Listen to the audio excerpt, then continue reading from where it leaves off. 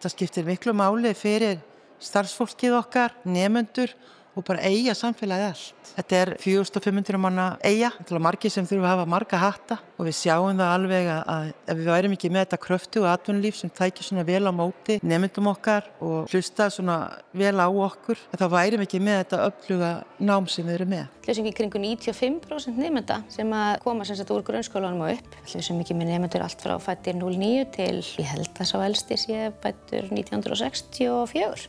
Sérstaðan fyrst og fremst það nálgunin, hvernig það nálgast námið sjálf.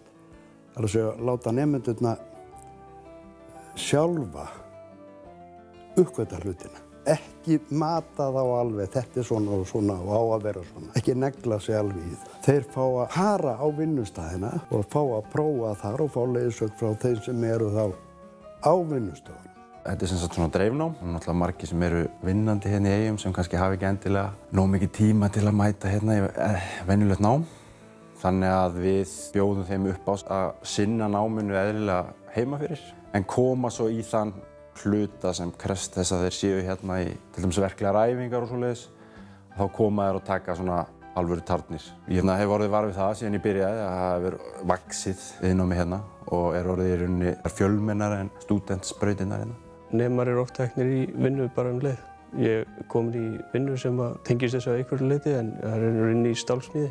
Maður veit að því að maður fær alltaf einhverja vinnu en að þegar maður búinn að klára þetta. Það alveg ofboðslega góður skólabragur, góður vinnuandi.